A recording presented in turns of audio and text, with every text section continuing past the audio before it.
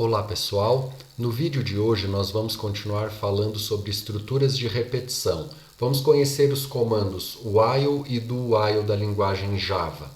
Os nossos objetivos de hoje são revisar o comando for, que nós vimos no vídeo anterior, diferenciar o que são estruturas de repetição por um número fixo de vezes de estruturas de repetição condicionadas, e conhecer a sintaxe e criar alguns programas utilizando os comandos while e do while.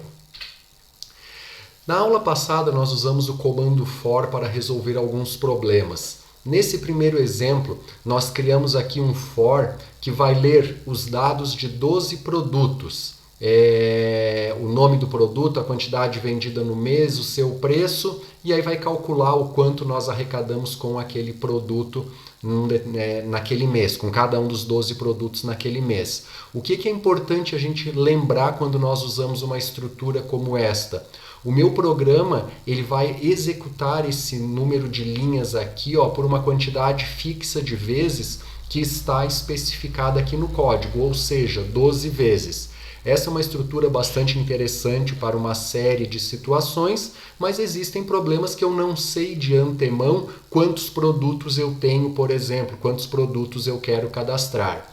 Aí nós vimos uma segunda abordagem em que nós perguntamos para o usuário quantas vezes ele quer processar uma determinada informação. Naquele exemplo anterior, por exemplo, quantos produtos ele quer calcular.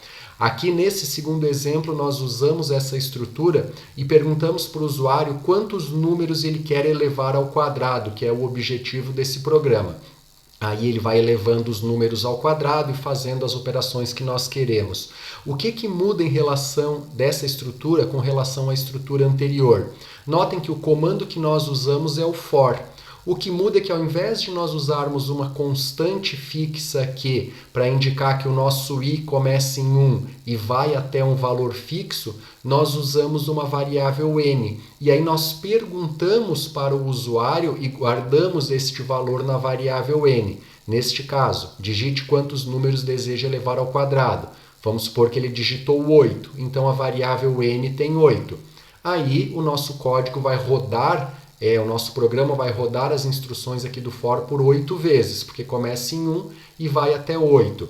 Qual é o ganho dessa estrutura em relação à anterior? Na outra, são 12 sempre. Aqui, na hora que eu rodar o programa de novo e o usuário disser, por exemplo, que ele quer calcular, elevar 20 números ao quadrado, basta ele digitar 20, o n recebe 20 e o nosso programa vai repetir essas instruções aqui por 20 vezes. Então notem que nós já temos um pouquinho mais de flexibilidade, mas ainda não total, porque o usuário é obrigado a saber quantas informações ele quer processar no começo da execução do programa, e nem sempre nós temos isso numa situação real.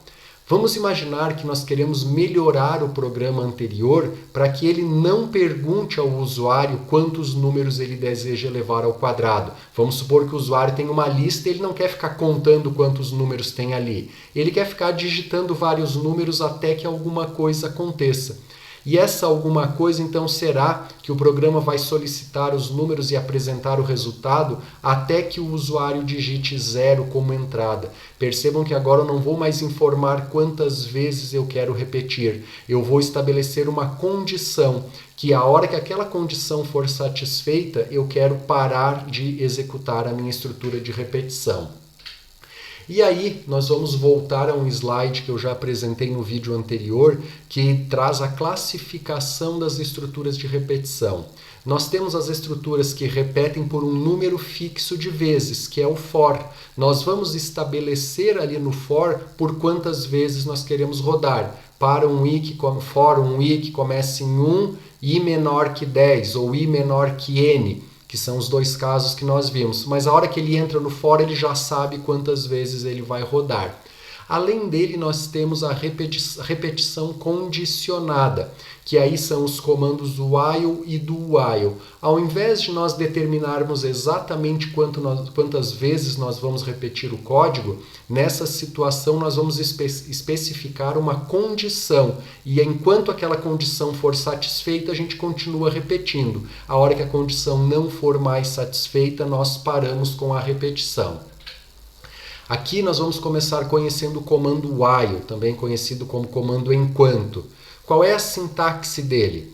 A palavra reservada while e entre parênteses uma determinada expressão lógica. Enquanto essa expressão lógica der um resultado verdadeiro, o programa vai executar todas as linhas que estão dentro do while, ou seja, dentro do abre e fecha chaves que vem após o while. Quando essa condição for falsa, ele não entra no while e vai pular para o comando que vem logo depois. No nosso caso, ali no exemplo, qual é a nossa condição? Eu quero repetir enquanto o número for diferente de zero. A hora que o número for igual a zero, eu quero parar. Então, enquanto o número for diferente de zero, enquanto isso for verdadeiro, ele vai somar o número, vai fazer todos os cálculos. A hora que o número for igual a zero, aí ele vai sair aqui da nossa estrutura de repetição. Aqui nós temos um exemplo daquele programa com a troca do comando for para o while, mas percebam que essa troca ela impacta em algumas outras questões dentro do programa. Primeiro, nós temos aqui, enquanto o número for diferente de zero, mas na primeira vez que eu estou entrando no código, eu tenho que saber se esse número é diferente de zero ou não. Então notem que eu tenho aqui em cima, antes de entrar no while, digite um número inteiro. E aí eu leio e guardo no número.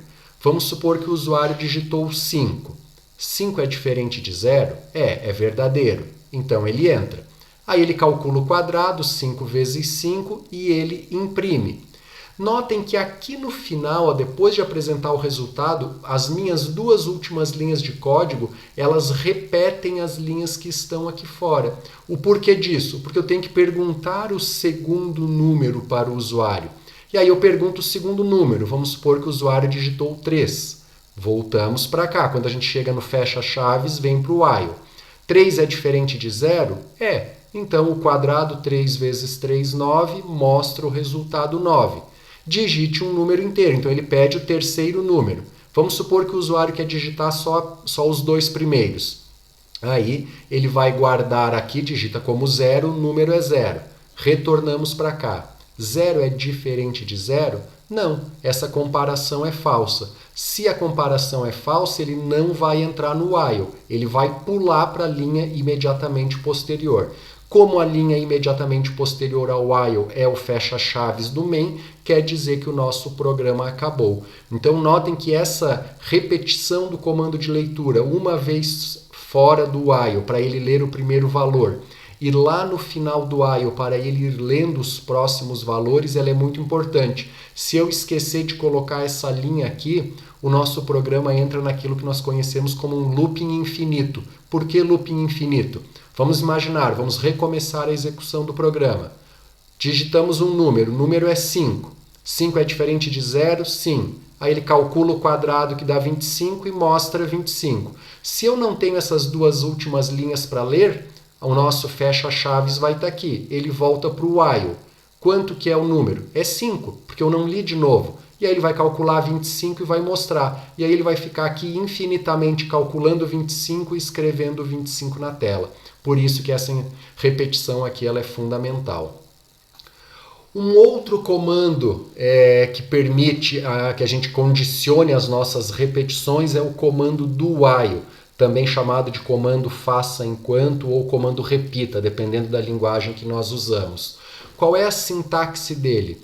Nós começamos com a palavra do aqui em cima, usamos um abre-chaves e aí colocamos todos os comandos que nós queremos repetir e embaixo fecha chaves while uma determinada expressão lógica. No nosso caso, do, ou seja, faça enquanto o número for diferente de 0. Percebam o que muda quando eu uso o while ou o do while. Com o while da forma que nós fizemos anteriormente, ele já vai testar, deixa eu voltar aqui, ele já testa o número aqui. Se no primeiro número eu já digitei 0, ele nem vai entrar no while, ele não vai calcular nada, ele não vai mostrar nada. Ou seja, nesse tipo de comando pode acontecer situações em que eu não rode nenhuma vez o while. Aqui no do while, o nosso teste lógico ele é feito no final. E com isso eu sempre vou executar a primeira vez os comandos que estão aqui. E aí eu testo para ver se eu retorno e executo a segunda ou não, se eu vou embora. Então a diferença entre os dois é essa. No while pode ser que eu execute 0 ou várias vezes os comandos que estão dentro dele. No comando do while, eu obrigatoriamente vou executar pelo menos uma vez. E aí posso executar várias vezes também. Invertendo um pouquinho aquele nosso código, percebam que ao usar o do while, eu não vou fazer aquela repetição. Por quê? Porque eu já faço a leitura do primeiro número aqui dentro. Ó. Digite um número, li, imprimi o quadrado, mostrei o resultado. Aí eu volto para cá, digito o segundo número, calculo o quadrado e imprimo o resultado. E vamos fazendo isso até que seja 0. O que vai acontecer aqui? Primeiro, se eu digitar 0 já no início, certo? Como eu falei, a primeira vez, né, no outro código, se eu digitasse 0, ele nem ia calcular, não ia mostrar nada, ele já ia sair direto. Aqui não, como ele entra no do, ele pede um número, eu digito um número 0, 0 vezes 0, 0, aí ele vai mostrar o resultado do nosso quadrado como sendo 0. Vamos supor que eu digitei 3, 5, digitei vários números. Quando eu digito o 0, o que vai acontecer aqui de diferente? Ele vai calcular o quadrado do 0 e vai mostrar o resultado do quadrado do 0 também. Então, o que é muito importante vocês entenderem aqui? Nós conseguimos resolver esse problema das duas formas, mas para esse caso específico, o while é mais interessante, porque na hora que eu digito 0, eu não quero ver o quadrado do 0, ele é só uma forma de eu parar, e o while permite que eu faça isso. Aqui no do while não. A hora que eu digito o número 0, ele vai calcular e vai imprimir aqui na tela. Vocês verão que é mais comum nós usarmos o comando while do que o comando do while. Mas na hora que vocês tiverem que decidir entre um e outro, pensem nisso. Eu quero garantir que pelo menos uma vez o comando seja executado, aí eu uso do while. Ou não, eu não preciso garantir isso. Pode ser que o código que está ali dentro nunca seja repetido nenhuma vez. Aí o comando while é o mais adequado. Assim a gente termina essa parte teórica sobre esses comandos. No próximo vídeo nós vamos ver alguns exemplos de utilização deles. Até a próxima, pessoal!